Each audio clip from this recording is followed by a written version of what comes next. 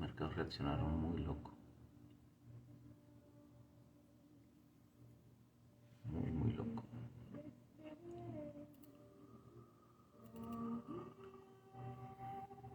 Buenos días, señores, ¿cómo están?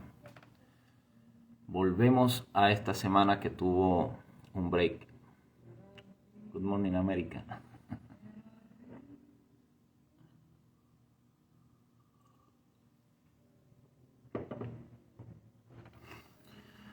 Ok.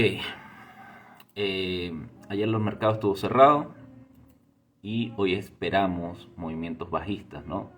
Pero antes de eso vamos a seguir con la serie de esta semana. Vamos a estar hablando, la serie se llama Entendiendo los Fundamentales, y vamos a desarrollar ciertas partes, ¿no?, que son importantes que conozcamos para darle sentido a las noticias del calendario económico y que entendamos la importancia que tiene cada departamento regulador dentro del sistema monetario y por qué se toman las decisiones o cuáles toman las decisiones, ¿no?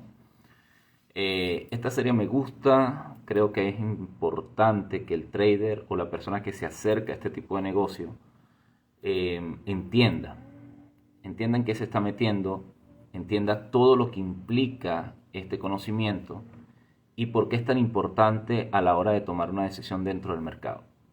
Muchos hablan de que los fundamentales son importantes solamente para las personas que hacen swing trader. Yo particularmente pienso que un trader tiene que estar completamente informado, y aunque las noticias pueden afectar a largo plazo, pueden afectar a corto plazo y darnos una dirección a largo plazo, nosotros como day trader o los que hacen scalping, el scalping más que todo trabaja con una estructura o una estrategia muy práctica y muy sencilla, ¿no? Pero el que hace day trader sí necesita entender que si está dentro del mercado con una operación y tiene una noticia, va a ser afectado, ¿no? Y eso va a dañar su probabilidad estadística. Entonces es importante que esta semana nos demos tiempo para entender los fundamentales. Hay personas que no saben qué es el FOM, qué es la SED, qué es la Reserva Federal, qué es un mercado abierto, ¿no? Y cómo la estructura monetaria de los bancos centrales han ido regularizando para evitar situaciones como las de 1907, 1913 y todas las que han suscitado normalmente cada 10 años, ¿no? ¿Son necesarias en una economía? Sí, pero con el pasar de los tiempos esas regulaciones han hecho que las personas no vayan completamente a la quiebra o la pérdida sea menor o mayor o mejor controlada, ¿no? Entonces, bueno, hoy vamos a estar haciendo lo mismo. Voy a desarrollar 3 temas cortos de concepto. Vamos a revisar el calendario económico, vamos a hacer un análisis de los mercados. Me parece que el mercado ya reaccionó. El lunes hizo una reacción, no esperaba esa reacción para un mercado que iba a abrir solamente mediodía, pero ya está haciendo un descuento interesante, ya los precios están buscando descuentos. Yo tengo las mismas zonas marcadas del viernes, las mismas del lunes. Vamos a ver cómo reaccionó, vemos qué noticias importantes hay y en eso vamos trabajando, ¿no? Entonces vamos a empezar. Alexa, stop. Vamos a empezar y veamos qué tenemos. Hoy quiero hablar sobre el FOM, quiero hablar sobre la FED, la SED y el CM Group, ¿no? Como entes reguladores, y ya el día de mañana iremos al PIB y el PMI, ¿no? Quiero empezar con esos dos. ¿Por qué quiero hablar hoy de esos 3 reguladores? Porque es importante que entendamos la función de cada uno y cuando los veamos en el calendario económico, veamos su importancia desde otro punto de vista, ¿no? Y no desde el punto de vista natural de la FOM, la SED, la Reserva Federal, porque todo lo relacionamos con Powell, ¿no? Powell es la cara de todo un instrumento financiero y él no toma cuentas por sí solo, él se debe a otros participantes del sistema. Entonces vamos a hablar un poco de eso, ¿no?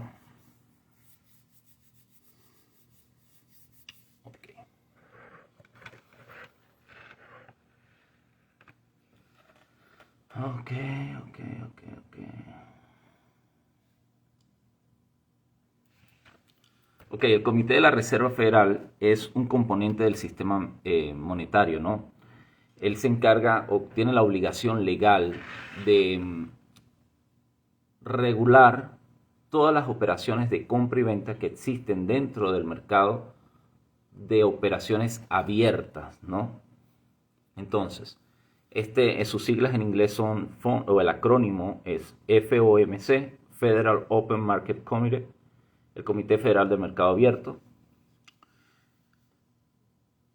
Ok, él trabaja conjunto con el Banco Central, ¿verdad? Regulando esas operaciones que nosotros hacemos y que hacen los bancos y que hacen los hedge funds para que haya un equilibrio, ¿verdad? Eh, el fund forma parte junto a la Reserva Federal, o es una parte de la Reserva Federal, que solamente está para vigilar ese sistema, de que se hagan compras y ventas en operaciones abiertas con justa medida sin que se afecte o haya más oferta o más demanda de la debida, ¿no? Porque eso trae un desequilibrio en la economía, ¿no? En una economía estable como la que supuestamente tenemos actualmente, ellos se encargan de minimizar los riesgos, ¿no?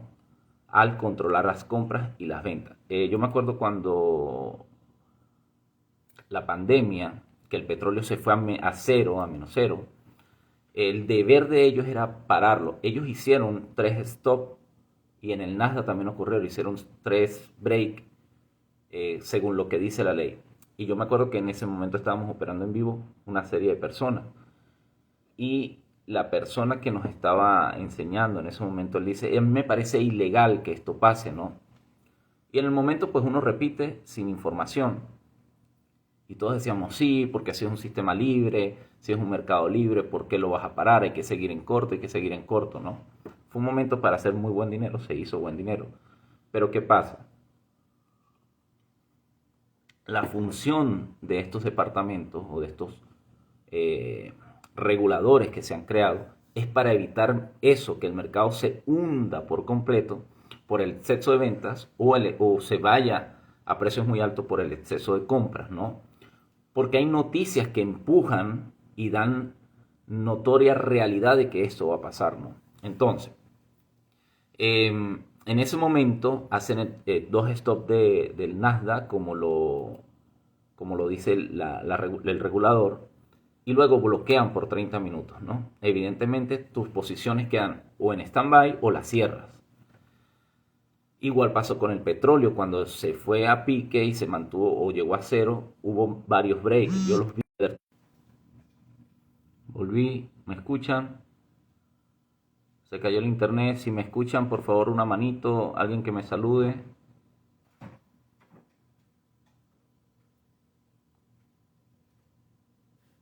Estamos en vivo. ¿Se escucha? ¿Se escucha?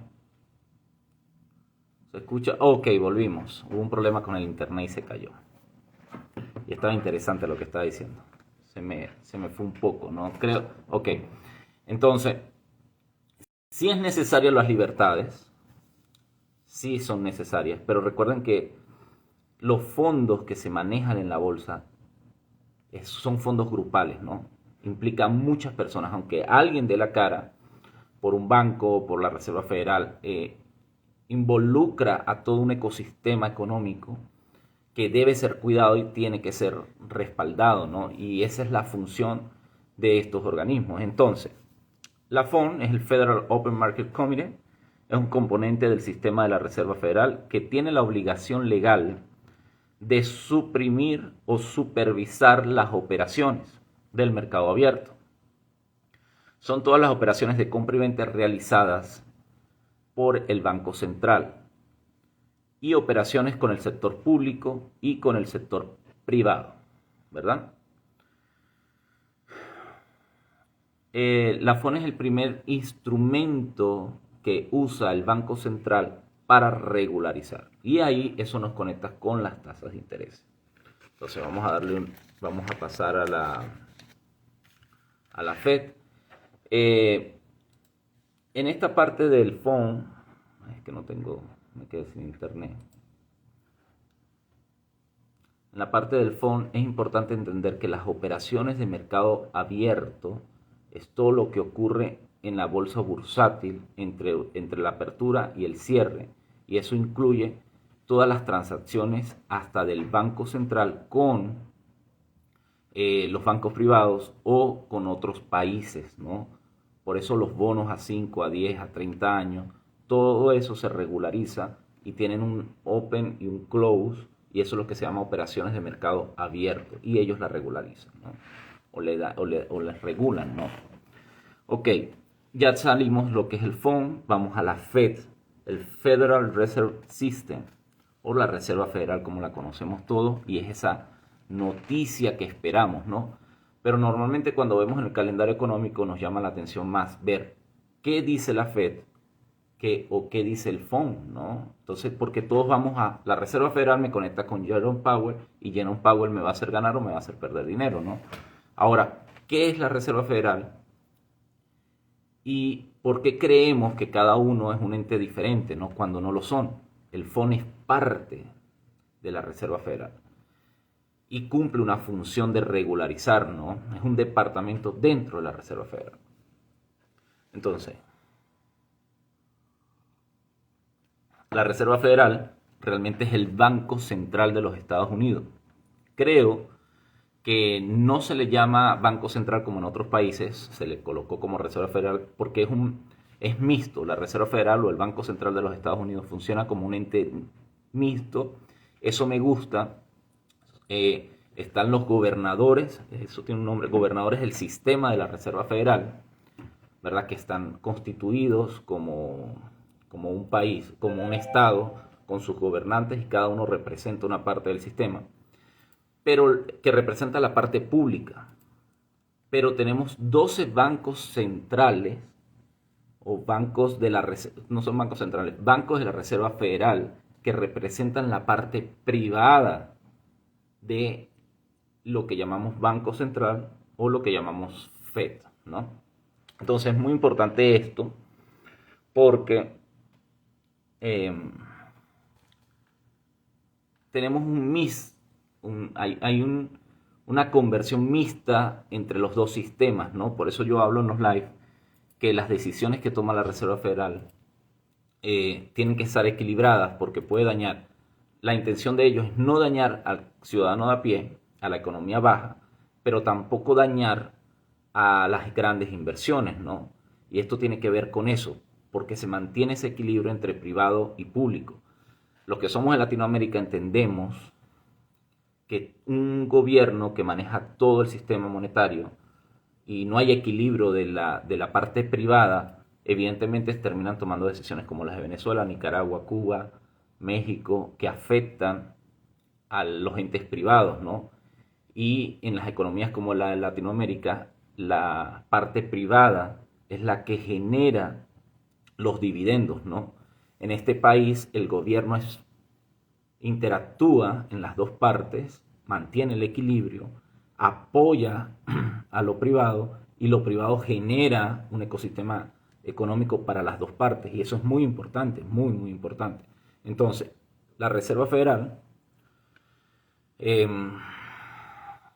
está constituida por esos dos entes, ¿no? Un ente que representa la parte pública, que son los gobernadores de la Reserva Federal, y los 12 bancos. Esos 12 bancos interesantes, déjame ver si lo tengo aquí a la mano.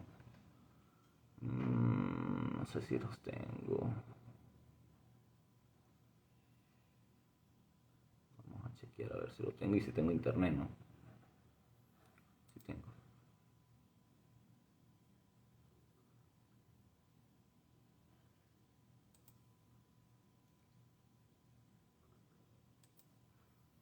Vamos a ver. Ok, aquí están. Vamos a leer un poco de los 12 bancos.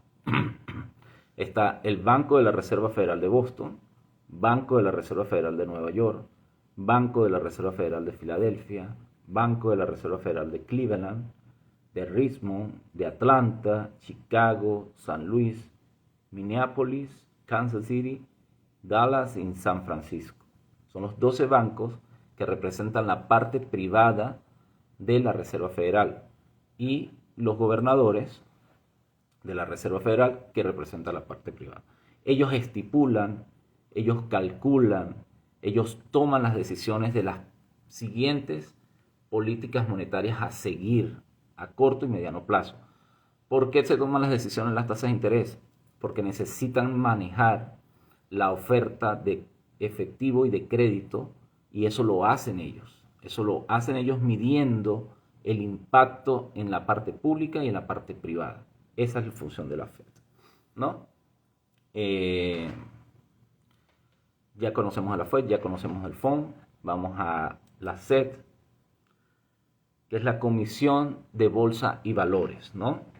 Es una agencia de los Estados Unidos, que tiene la responsabilidad principal de hacer cumplir todas las transacciones en la bolsa bursátil, ¿no? Se han visto noticias donde, creo que la más reciente fue de un empresario hindú, que estaba aprovechando información privilegiada, o sea, estaba obteniendo información privilegiada para sus inversiones. Y era un fondo que estaba teniendo ganancias impresionantes, ¿no? Creo que llegó a tener ganancias de un 32%, pero de alguna manera, me imagino que son como el FBI o son como la CIA, es un departamento específico para que haya para que sea lo más claro posible todas las negociaciones de la bolsa. Eso incluye moneda, eso incluye mercados de acciones, mercados bursátiles, mercados de derivados, mercados de materia prima, mercados de bonos, todos los mercados. Ellos se encargan de regularizar y mantener un equilibrio. Opinión extra, ejemplo, yo no entiendo cuando salen las noticias que Pelosi, esta persona del ¿cómo que se llama? Pelosi, de los demócratas, y su esposo hacen inversiones en stock de manera muy, muy franca y muy clara, ¿no? Y sus riquezas han crecido inmensamente. Y yo pienso que la SED está atrás de ellos, ¿no? Por alguna razón pienso que está detrás de ellos porque ha sido muy público sus inversiones y está claro y se ha tenido información de que han manejado información privilegiada para hacer sus inversiones, ¿no? Y la ha multiplicado creo que 5 veces desde el principio o desde finales del gobierno de Trump, ¿no? Entonces, ¿cuál es la función de la SEC como tal? Cualquier inversión que tú hagas usando información privilegiada o de una manera deshonesta o lavado de dinero, esa es la función de la SEC. Regularizar todo ese sistema, mantenerlo lo más claro, limpio y equilibrado para todos, pero desde la parte legal. Él es el que agarra a las personas desde la parte legal, las presenta. Hey, fulanito no está haciendo las cosas correctamente, maneja información privilegiada o tiene una compañía que es ilegal. Está la persona, una empresaria que presentó un proyecto de sangre, ¿verdad? Había unos test de sangre que ella podía o le prometió al mundo que iba a desarrollar la industria, iba a ayudar toda la parte de África, porque iba a convertir los test de sangre, no sé, en minutos, iba a poder solucionar eso y podían ser portátiles. Eso fue lo que llamó la atención de los inversionistas. Y resulta que todo fue mediáticamente utilizado, no se cumplió con el propósito, por años estuvo recibiendo fondos y creo que hace 2 o 3 semanas fue enjuiciada en California y le dieron 15 años de cárcel, algo así, por, no sé, 300 millones de dólares que tomó de los inversores y mal uso de ellos, ¿no? Entonces tenemos la FOM y el mercado abierto, tenemos la Reserva Federal, tenemos la SED, que es un departamento que se encarga de mantener equilibrado desde la parte legal, ¿no?, las inversiones. Y tenemos el CM Group, ¿verdad? Que el CM Group fue creado posiblemente o se cree más o menos en 1907. O en 1907 se regularizó, pero empezó en 1898. Vamos a ver, sí. Los orígenes del CM Group comenzaron como Chicago Mercantile Exchange desde más o menos 1898 y se regularizaron para 1907 con la intención, cada vez que ha habido pánico, que han habido recesiones, ¿verdad? se han creado mecanismos para defender los inversores y cada mecanismo ha ayudado a evitar que los mercados colapsen como colapsaban al principio sin regulaciones, y eso es importante, yo estoy de acuerdo con eso. ¿Qué pasa con las regulaciones? Que traen burocracia, ¿no? En algún momento traen burocracia y pasa lo que pasaba en la pandemia, o pasa lo que pasa hoy con las tasas de intereses, o pasa lo que sucede con el exceso de liquidez y el exceso de impresión de billetes, ¿no? Pero para mí es importante que estén regulados porque yo quiero colocar mi dinero en mercados regulados. Entonces, el Chicago Mercantile Exchange es una institución con historia, ¿verdad? Data de 1898 y se ha ido actualizando progresivamente con el tiempo. Y su intención también, como todos los regulados, es evitar que las personas pierdan su dinero o su inversión, ¿no? El Chicago Mercantile Exchange trabaja sobre todo con opciones y mercados de futuros para entender los precios o tratar de mantener un equilibrio en los precios actuales en comparación al futuro. Algo que puedo añadir a este tema, que creo que lo hablé el fin de semana, o lo estuve conversando el fin de semana, es cuando se creó, ejemplo, un futuro próximo que tenemos, aunque todo tiene futuro, el avocado tiene futuro, el agua tiene futuro, el tocino tiene futuro. Y una forma clara de explicar, que creo que la conversé con alguien, no sé si la conversé con Noé, es la siguiente. Ejemplo, McDonald's tiene el McChicken, ¿verdad? Ellos cada vez que iban a vender su hamburguesa de pollo, tenían un problema, tenían variantes de precio, porque el precio del pollo subía o bajaba, ¿no? Ellos se reúnen con un importante inversor, que ha sido un apoyo en la economía de los Estados Unidos, fue Ray Dalio, y le dicen, tenemos un problema, no sabemos cómo seguir manejando la hamburguesa de pollo, porque tenemos que subir y bajar el precio al público, y eso no está bien. Las personas no se sienten cómodas con eso. Y ellos, junto con el consorcio de McDonald's, crean el futuro del pollo. Presentan el proyecto al Chicago Mercantile Exchange para encontrar una manera de ellos comprarle al productor de pollo a un precio a futuro y ellos poder mantener el precio de su hamburguesa estable, ¿no? Esa es la función de los futuros. Crean, les aprueban el proyecto, que es lo que hoy conocemos como futuros del pollo, o sea, se puede negociar pollo. Entonces, McDonald's compraba a los proveedores, a los productores de pollo, a, no sé, $4 el pollo. Se los compraba hoy en el presente a $4 para que le mantuvieran ese mismo precio por los próximos 3 meses, ¿verdad? A caducar el contrato. Lo que hacía que ellos podían comprar pollos actualmente para el contrato de enero, del primer trimestre, luego comprar pollo para el segundo trimestre y así asegurarse un precio. Entonces el productor tomaba liquidez, podía hacer mejor inversión en su producto, ¿verdad? Mantener un precio para este inversionista y se hace un movimiento cíclico del dinero donde se trata de no afectar las dos partes, ¿no? Y todos tengan ganancia. Así McDonald's pudo regular el precio de su hamburguesa de chicken y el productor tener liquidez para seguir invirtiendo en su producto, ¿no? Evidentemente cada uno corre las consecuencias de un costo, ¿no? A lo mejor el exceso de liquidez del productor no le permitía ciertos movimientos. A McDonald's el tener que comprar a futuro le cuesta una inversión, ¿verdad? Y no poder mover los precios como él quiere. Entonces es un negocio de dar y recibir equilibradamente. Entonces esa es la función del Chicago Mercantile Exchange. A mí me encanta, por eso me encanta el futuro, porque están regulados y tienen un porqué las cosas, ¿no? Y lo podemos ver en productos básicos como naranja, ¿no? Te metes en un gráfico de naranja y vas a ver que en invierno sube y en verano baja, porque tiene que ver con el tiempo, ¿no? Y las personas pueden ya asegurar un precio. O sea, cuando estás en verano ya puedes asegurar el precio de tu producto para futuro. Entonces ese que aseguró el precio para futuro, para invierno, evidentemente va a tener su producto, va a tener asegurado su dinero pero el productor va a tener liquidez para soportar los años, los meses que no produce naranja, ¿no? Entonces, por eso me gustan los futuros, porque hay un equilibrio como tal y hay una regulación, ¿no? Entonces, con esto quiero finiquitar la parte de teórica o de concepto de los reguladores más principales, ¿no? Hay muchos más, pero son más básicos, forman o están dentro de estos grandes reguladores.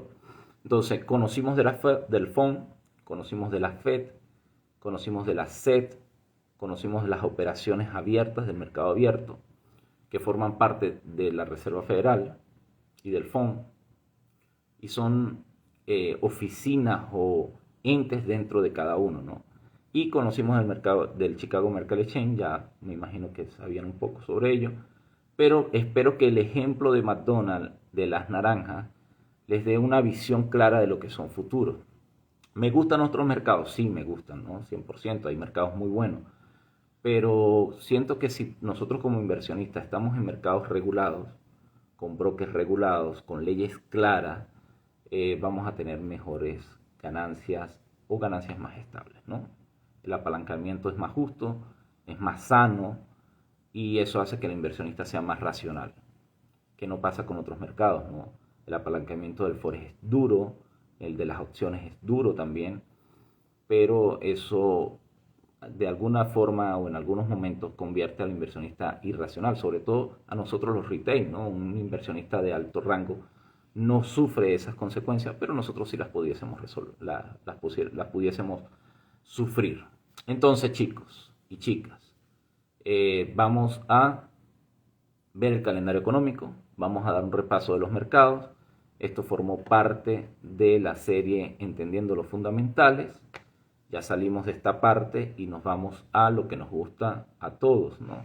Que es la parte de calendario económico, que es la parte de gráfico y cómo hacemos dinero. Aunque no es lo correcto, lo importante es tener conocimiento general que nos lleve al dinero y eventualmente podamos estar estables, ¿no? En lo que nos gusta. Cafecito y seguimos. Veamos. Déjenme preparar aquí las noticias. Ok, calendario económico. Hoy es. Estamos a 5. Voy a quitar el filtro y voy a poner... Ah, no, ya lo puse. Estados Unidos. ¿Tú tienes noticias ahí, no? ¿Cuál tienes? Los 10 bienes duraderos. Ok, vamos a ver qué pasó aquí, porque yo tengo solamente una. Ah, porque tengo dos nada más, porque yo dije que iba a hablar solamente de las noticias de 3 estrellas o carpetas rojas. Ya debería tener más. Ok, vamos a darle la vuelta a esto.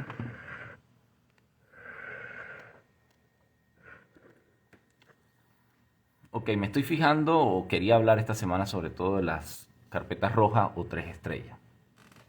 ¿Qué tenemos para hoy a las 10 de la mañana? Tenemos pedidos de fábrica. A las 2 de la tarde tenemos minutas del FOMC. Hablamos del FOMC ahorita. Y habla Williams del FOMC.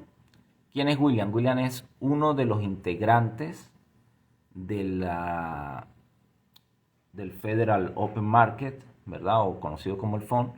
Y ellos dan reportes. Ellos dan pequeños reportes que van guiando a los inversionistas hacia dónde vamos. Entonces, ya voy a entrar en ese detalle, pero vamos a hablar de pedidos de fábrica. Quiero darles una información clara sobre esas minutas, ¿no? Ok, pedidos de fábrica de los Estados Unidos mensuales. El Factory Order mide el cambio en el valor total de las nuevas órdenes de compra realizadas por los fabricantes.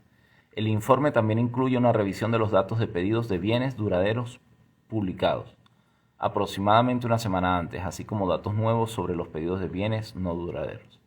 Una lectura superior a la esperada debe tomarse como positiva alcista y una negativa como bajista, ¿no? Entonces ellos reportan sus informes y los pedidos que tienen a corto, largo y mediano plazo, ¿no?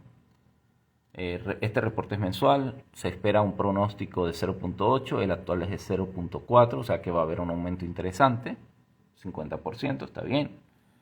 Veamos cómo reacciona el mercado. Esto es de 2 estrellas, sería una carpeta amarilla en los que revisan MarketWatch, creo que lo da por carpeta. Yo lo tengo como estrellas, es 2 estrellas, o sea, tiene importancia, no la que a mí me gusta. Pendiente, fuente. Estas fuentes te están mandando directamente a oficinas del gobierno que se encargan de llevar estos datos. Entonces siempre entren en ese lugar para que tengan información. Ok, esta minuta de la reunión de la FOB. Hay mucha información que yo tengo antes. Ayer hablaba con un amigo y me decía, no, la Reserva Federal no va a subir las tasas de interés, ellos no van a hacer eso, porque me estaba dando toda una historia de la economía, que está bien, entiendo, y me asegura y me confirma lo que yo siempre digo, o sea, las personas de a pie, el ciudadano de a pie, no sabe lo que pasa en la economía del Estado, ellos manejan otra información que no tiene que ver, ¿no? Entonces, él me dijo, la Reserva Federal no va a subir más las tasas de interés. Yo entré a la Reserva Federal y si viste mis lives la semana pasada, en algunos comenté que ya las otras tasas de interés que están planificadas ya están aprobadas. Lo que pasa es que ante las noticias públicas lo manejan con un tono sombrío de no saben qué van a hacer, qué van a ver o van a esperar, pero no, eso ya está decidido, ¿no? Una economía como la de Estados Unidos no se espera hasta el último momento para tomar una decisión, ya está tomado, ¿no? Entonces, a las 10 de la mañana, sí, a las 10 o a las 2, a las 2 hay minutos de la reunión del Comité Federal del Mercado Abierto, uno de los representantes, que es William, va a dar unas minutas, va a explicar más o menos de qué trata. Las actas de la reunión del Comité Federal del Mercado Abierto son un registro detallado de la reunión de establecimiento de políticas del comité, celebrada unas 3 semanas antes. Las actas ofrecen información detallada sobre la postura del FOMC sobre las políticas monetarias, por lo que los operadores de divisa las examinan cuidadosamente en busca de pistas sobre el resultado de futuras decisiones sobre las tasas de interés. Entonces, como estas personas que están aquí compartiendo el live conmigo, les interesa saber y conocer qué pasa en la economía de este país y cómo puede afectar las posiciones en el mercado que tenemos diariamente, le dan clic a la Reserva Federal, van directamente a la página de la Reserva Federal y aquí van a tener toda la información que necesitan.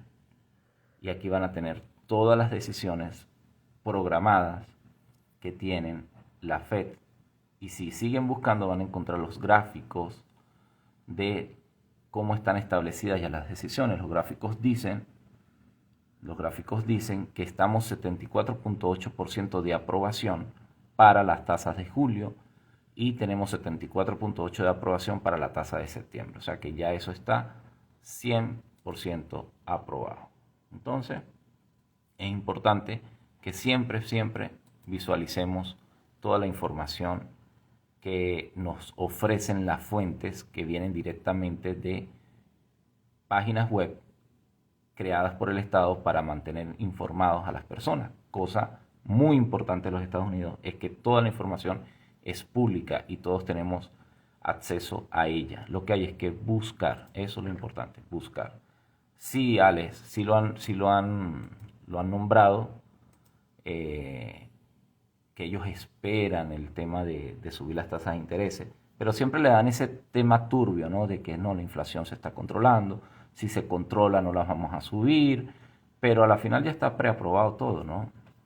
Entonces tenemos minutos a las 2 de la tarde, tenemos minutos otra vez a las 4 de la tarde y acciones semanales de petróleo y crudo, estas de 2 estrellas a las 4:30. Veamos qué dice.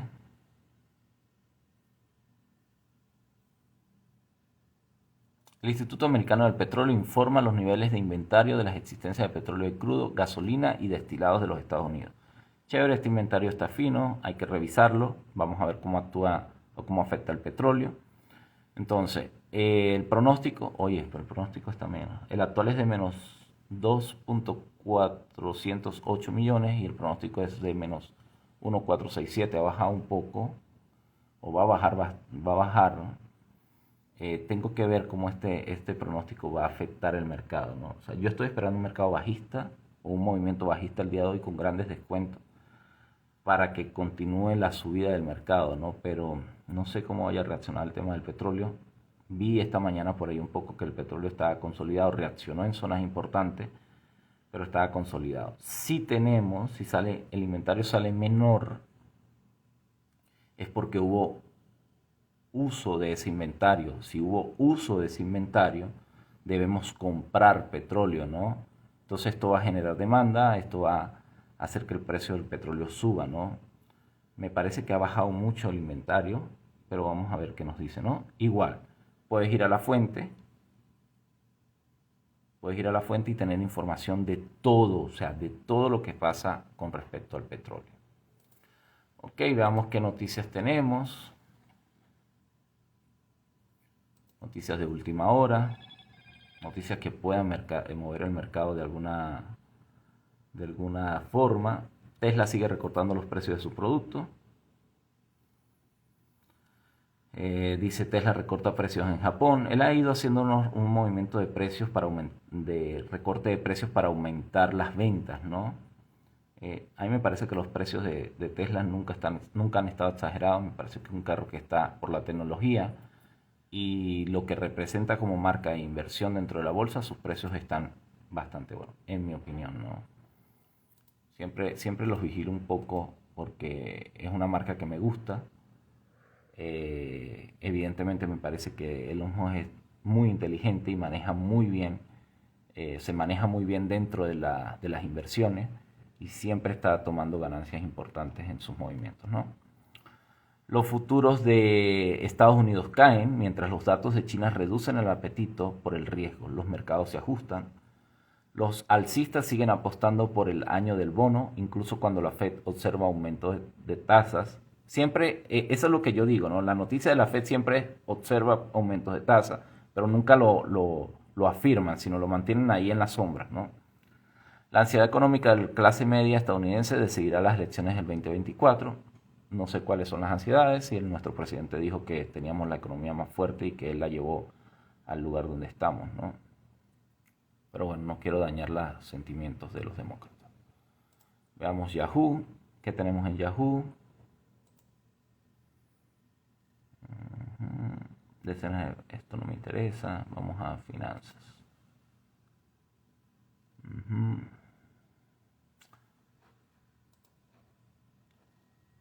Ok, seguimos con la misma noticia. Los futuros de acciones caen después de datos de regulaciones de China, ¿no?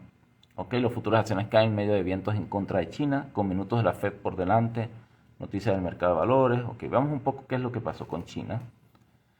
Una caída sorprendentemente pronunciada en la actividad de servicios de China avivó las preocupaciones sobre la salud de la segunda economía más grande del mundo, en un contexto de crecientes tensiones en la guerra comercial entre Estados Unidos y China. Ok, siempre hablo de lo mismo en los live, ¿no? Y sobre todo porque estoy pendiente de lo de China. China regulariza los chips, afecta productos americanos. ¿Por qué? Porque mucha de la materia prima de los componentes que necesitamos para el producto final que conocemos y que tenemos en nuestra casa y en nuestras manos vienen de China. Partes para carros, chip, todo, ¿no? Entonces, cuando China desacelera porque necesita hacerlo o porque ajusta sus políticas monetarias y económicas para ayudarse internamente, afecta a los que dependemos de ellos, ¿no? Y eso es lo que está pasando con China. Si China baja o desacelera su economía por razones de inflación o por crear más movimiento interno de sus capitales, evidentemente se va a ver afectado las inversiones en Estados Unidos, ¿no? Y lo que siempre digo, cuando se afecta, lo que vemos como un descuento o falta de liquidez en un mercado es porque se está moviendo a otro mercado que le pueda generar ganancias, ¿no? Entonces hay que seguir de cerca lo de China. Todo lo de China afecta a los Estados Unidos y sobre todo en los stock market, ¿no? Entonces, pendiente con eso. Creo que es lo que tenemos que vigilar. Y las noticias de las 10 de la mañana, las 2 de la tarde y las 4 de la tarde. Eso es lo que tenemos para hoy. Finbis no tengo nada en los mapas. Para ver, pedidos de fábrica, actas. No tenemos más nada por aquí importante. Esto es Finbis. Esta página es interesante. Si les gusta, pueden anotarla. Hay mucha información, mucho número de los stocks. Y chévere. Ayer alguien me preguntó por una compañía. Esto es un tema personal, ¿no? Alguien me preguntó por una compañía. Yo le hice una pequeña investigación a la compañía. La compañía no tiene empleados. Tiene una capitalización de 4.800.000 y en los últimos 15 días de esos capitales han salido 1.4 millones de dólares.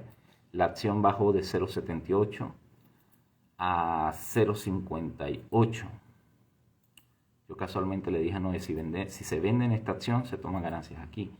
Es una compañía de riesgo. O sea, es una compañía que quien tenga un capital interesante se pone en corto y la quiebra en menos de 2 semanas. Y se toma 5 millones del capital de esa compañía. Lo que me llamó la atención es que no tiene empleados. Y yo hice la acotación, no tiene empleados. Tiene una dirección de oficina, pero si no reporta empleados, ¿quién está en la oficina, no? Y la información, recuerden que la información aquí es pública, tú tienes acceso a eso. Tiene una cantidad de gerentes y CEO y vicepresidentes y subgerentes de oficinas, o sea, tiene una estructura de 20 personas tomando ganancias de esa compañía, pero no tiene oficina y no tiene empleados. No entendí, ¿no? Entonces, el trabajo de nosotros como inversionistas retail, y si haces stop, yo no hago stop, ahorita no tengo portafolio de stop, es hacer una investigación detallada de dónde invertimos, ¿no? Porque compañías como esa pueden quitar tu dinero fácilmente. Entonces, pendiente en lo que se invierte, ¿no? Siempre hay que conocer muy bien en qué se invierte. Y esta página de Finbis te ayuda bastante con esa información, de poder leer los estados financieros, conocer quiénes son los líderes de esa compañía, con quién están haciendo negocios, cuántos empleados tienen. Hay información muy interesante aquí y si les gusta hacer stock, creo que les puede servir, ¿no? O les va a servir. Estoy chequeando mientras hablo con ustedes los futuros en el mapa de Finbis y no hay nada así, noticias que me puedan llamar la atención. Vamos a ir al gráfico y vamos a ver el comportamiento. Ok, vamos a girar aquí. Ok, vamos a empezar con el SP500. ¿Cuánto tengo? Ya tengo 46 minutos hablando. Vamos a movernos. Ok, el SP500 reaccionó en nuestra zona. Recuerden que yo había marcado espacios aquí. Esta zona la tenía marcada y esperaba que rebote. Esperaba que llegara a estas líneas. Quería saber qué pasaba en esta línea. Si la rompía, ¿verdad? Íbamos a esperar esta zona para comprar. Entonces, ya rompió esta zona de aquí. Vamos a quitar esta para que se vea claro. Ya rompió esta zona que la coloqué el lunes. Sí, fue el lunes. ¿Qué estaba esperando yo? Un movimiento bajista desde nuestra zona que rompiera este nivel. Podíamos arrancar aquí, tomar una posición en venta aquí y tomar ganancias aquí o en esta zona. Podíamos tomar una posición en venta en los 4.492 y ver nuestra reacción en los 4.475 y esperar. Si la rompía, podíamos seguir en venta. Ahora, ¿qué estoy buscando yo el día de hoy? O una compra aquí, en los 4.459, tomando en consideración que ese descuento sea suficiente. Eso no lo vamos a saber sino hasta ahora 10 de la mañana, 11 de la mañana. Si este descuento fue suficiente para hacer una compra y si el precio está lo suficientemente barato para hacerle un movimiento al alza, ¿no? Si rompe esta zona, evidentemente veríamos reacción en la EMA de 200 y veríamos reacción más abajo en los 4.418. Es un movimiento de 60 puntos que tendría que bajar. No lo veo descabellado. Creo que sí puede el SP500 bajar 60 puntos. Pero bueno, lo veremos en el transcurso de la mañana. ¿Qué espero entonces? Estos movimientos que tengo. Que el precio llegue aquí para analizar si compro. o que el precio llegue a los 4.458 para analizar si compro, o que llegue a los 4.420 para analizar si compro. ¿Puedo vender? Sí, cada quien puede vender. Sí, da con su gestión de riesgo. Vamos a ver si a mí me da mi gestión de riesgo. Normalmente en el S&P 500 trabajo con 25 puntos. Sí puede ser. Sí puede hacer una venta. Evidentemente esto va a ser un pullback. Va a recoger un poco de liquidez aquí para continuar bajando a niveles más económicos.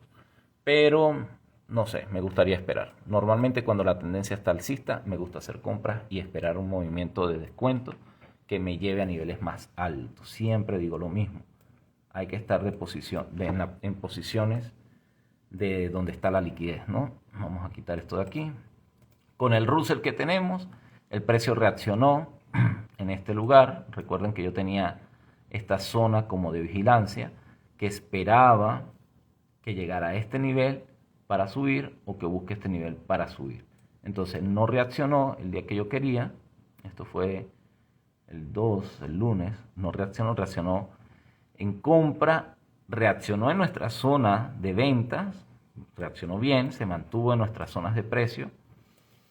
Hizo un movimiento bajista y se consolidó, ¿no? Esta consolidación muy cerca de nuestra zona de venta hasta que reventó la EMA de 50. ¿Qué pasó al reventar la EMA de 50? Se posicionó en esta zona de venta que tenemos actualmente, en esta zona de compra que tenemos actualmente. ¿Quiero comprar ahí? No, no quiero comprar. Quiero ver qué pasa con las aperturas de hoy. Bueno, me han escuchado hablar de que estos mercados de Russell y Dow Jones, aunque reaccionan o van con los mercados del S&P 500, primero hacen movimientos en contra.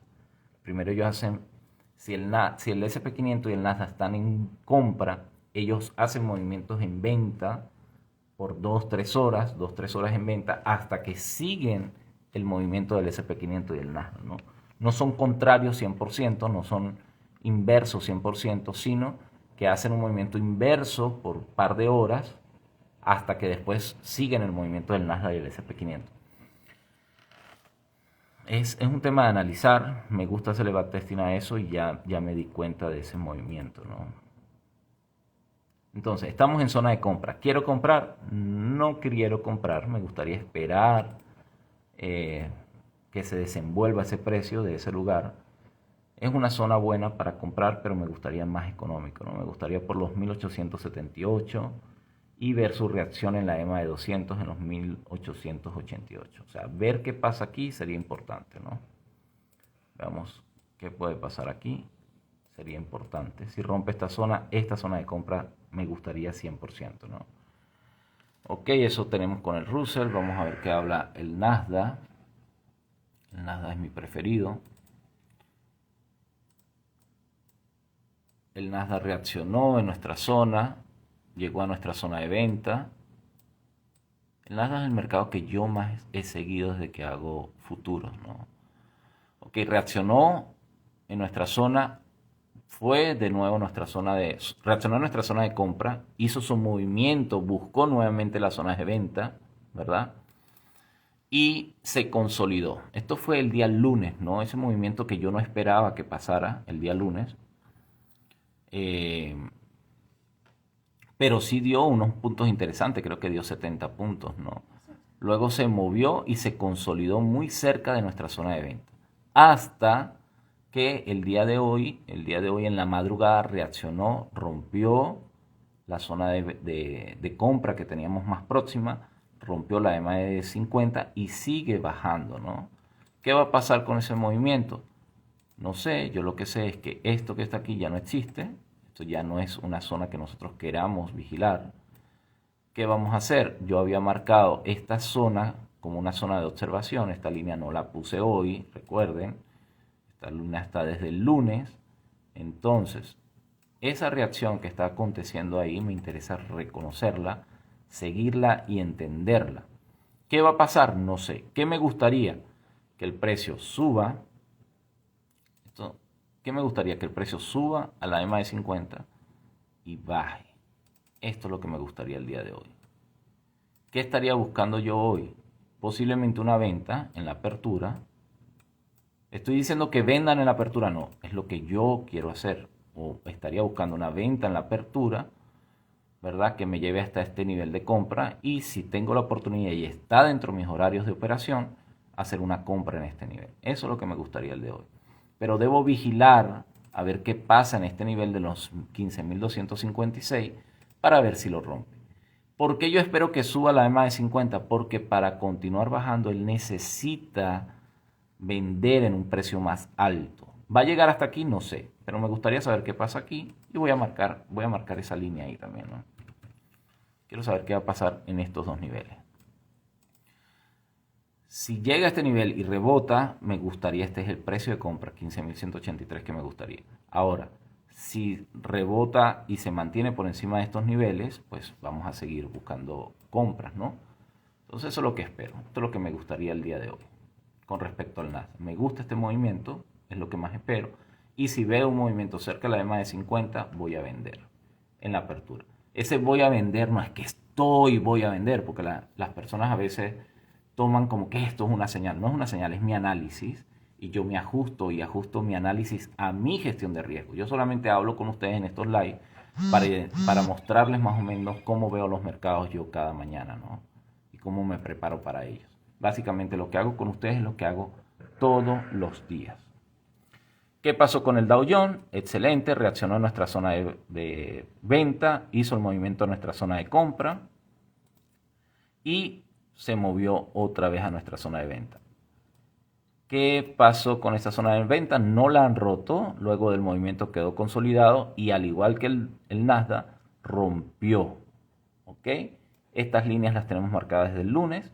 ¿Qué estoy esperando yo? Lo mismo. Un movimiento que le dé liquidez al mercado, que lo traiga y lo lleve a estos niveles. Esto es lo que estamos esperando. O lo que yo estoy esperando. Esto es lo que estoy esperando con el Dow Jones, ¿verdad? Esto es lo que estamos esperando con el Dow Jones. ¿Qué estoy esperando? Que consiga liquidez y que me traiga a niveles más bajos. ¿Puede reaccionar en la EMA de 200? Sí, puede reaccionar en la EMA de 200. ¿Quisiera que reaccionara en la EMA de 200? No sé, el mercado es el que sabe lo que va a hacer. Yo me ajusto a él. Yo estoy viendo movimientos bajistas. ¿Qué pasa en este nivel? ¿Qué pasa en la EMA de 200? Que me pueda llevar a niveles de compras lógicos, de precios lógicos interesantes para tener movimientos que nos lleve hasta más arriba. Puede ser que el movimiento en venta hoy sea más duro, busque niveles mucho más bajos. Todo eso puede pasar. No me incomoda para nada, porque yo me ajusto al mercado, ¿no? O sea, yo tengo que irme ajustando al mercado porque yo no hago los movimientos, yo no soy el maker market, ¿no? Yo soy un retail que trata de tomar posiciones especulativas en un momento dentro del mercado, ¿no? Y ese marco de tiempo. Vamos a ver qué dice el oro. El oro se ha mantenido en nuestra zona de venta, la rompió por poco, pero se ha mantenido ahí adentro, ¿no? Las noticias de que los futuros van a caer está dándole auge al oro. Recuerden que yo esperaba que reaccionara en nuestra zona de venta y que hiciera un movimiento más pronunciado hacia una zona de compra. No lo hizo, se mantuvo consolidado, está consiguiendo liquidez para mantenerse en un movimiento alcista.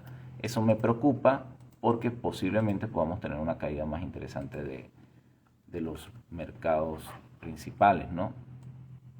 Y son necesarias, los descuentos son muy necesarios para que una tendencia alcista continúe o una tendencia bajista continúe. Entonces, el oro va a estar por encima de la EMA de 50, el precio, estas EMAs en esa posición presionan el precio, o sea, hay buenas inversiones, hay buen movimiento de transacciones en compra en este índice del oro. Entonces me gustaría ver los niveles del oro que llegasen hasta aquí, hasta los 1950, 1948. Creo que esto sería un movimiento interesante para el día de hoy. ¿Compraría en el oro? Sí, compraría en el oro. Posiblemente montemos una operación en el oro que nos lleve hasta aquí. pero vamos a ver cómo está la apertura del mercado americano y cómo se comporta el Nasdaq. Si la apertura... La conexión se perdió. Sí, seguimos perdidos con la conexión. Si el movimiento bajista del Nasdaq y el S&P 500 es pronunciado, aquí sería excelente una compra. O sea, tendríamos una compra segura en el oro. En ese precio, ¿por qué no compraría en el oro en este momento? Porque no sé qué va a pasar con la apertura. Pero en este momento, si montamos una compra del oro, serían 7 puntos. 7 puntos para buscar. Vamos a ver, 7 puntos para buscar. 11 puntos, sería un 1 a 1. Está provocativo el oro, pero me gustaría esperar que este precio baje aquí a los 9.30 para buscar 20 puntos, ¿no? Este sería interesante, ver un retroceso en el oro hasta los 30 para buscar hasta los 48. Serían 18 puntos en el oro. Serían muy interesantes. Pero vamos a dejar. Quiero ver el oro por aquí. Que me gustaría una compra en este lugar. Si rompe este nivel, buscará este, ¿no? Pero compraría... O sea, la única forma que me adapte al mercado en este lugar es que el precio retroceda, se mantenga en la EMA de 200 y yo pueda comprar. Pero esa decisión se toma en base a lo que pasa con el Nasdaq y el S&P 500. ¿Qué pasa con el petróleo? Vamos a ver qué pasa con el petróleo. Okay, el petróleo reaccionó exquisito en nuestra zona de compra. Recuerden que estábamos en zona de venta. Les dije, me gusta una reacción en este lugar que me lleve a este nivel de precio. Y sí, nos llevó a ese nivel de precio perfectamente. Y hizo su movimiento alcista, ¿verdad? Que hasta ahorita continúa alcista, ¿no? Entonces, ¿qué estamos esperando con el petróleo? Se ha movido de una banda de precio a otra banda de precio. No ha roto los niveles todavía, pero posiblemente con las noticias que haya hoy podamos conseguir que esos precios del petróleo continúen subiendo, ¿no? ¿Por cuánto tiempo? No sabemos. El petróleo siempre se ajusta diariamente según su inventario, su oferta y su demanda, como todos los mercados, ¿no? Entonces, vamos a recoger un poco aquí. En el petróleo están entrando bastantes compras. Quiero que vean cómo nuestras bandas de precios han funcionado perfectamente y tenemos que confiar en ellas. Son probabilidades, ¿no? Esas probabilidades pues van acumulándose en una data de varias posiciones, ¿no? Cada vez que tomas una entrada, eso forma parte de tu data y de tu probabilidad. Si lo haces correctamente, vas a tener datas importantes que fortalezcan tus decisiones, ¿no? Y la probabilidad estadística se exprese en un corto o mediano plazo. ¿Qué espero del petróleo entonces? Ver su reacción en este lugar. Si rompe esta zona definitivamente, buscaremos niveles de precio más altos. ¿Qué me gustaría? Que el precio baje un poco a la EMA de 50 para comprar. Me gustaría que baje el precio un poco para comprar. Me gustaría un retroceso hasta aquí, que consiga liquidez que me lleve a este nivel. Eso es lo que me gustaría para el petróleo. Un retroceso del precio hasta la EMA de 50, hasta los 70, para buscar los 72 por aquí arriba, ¿no? Entonces hay que esperar a ver qué pasa. Bueno, señores, yo creo que con esto llegamos al fin de los análisis. Creo que con esto culminamos el análisis de los gráficos de los principales mercados. Creo que abarcamos suficiente información el día de hoy. Nos hemos alargado casi una hora, o una hora precisamente. Quiero que tomen en consideración lo que hablamos del FOMC, de la Reserva Federal, de la SEC y del Chicago Mercantile Exchange, que tengan relación con eso, que investiguen por su parte más y que lo sumen a su conocimiento general como trader o inversores, que esto les va a servir, les va a funcionar. Y yo lo que trato es darle lo que yo sigo, con lo que yo me mantengo en contacto, ¿no? Para tomar mis decisiones propias y mantenerme al día de las noticias y de los movimientos, ¿no? Entonces, bueno, ya saben, busquen las fuentes. Mañana vamos a hablar del PMI y del PIB. Son dos noticias que voy a desarrollar el día de mañana y lo voy a tratar de hacer más corto porque sé que tienen que trabajar, tienen que hacer sus cosas y una hora de información es fuerte, sobre todo porque se trabaja diariamente. pero les agradezco de corazón que tomen su tiempo y estén ahí atentos a lo que les estoy diciendo. Y creo que si pasas una hora conmigo teniendo esto es porque te interesa y es información importante para sus inversiones y para su desarrollo como trader. Así que, señores, feliz día, bendecido miércoles, que tengan un excelente y maravilloso día.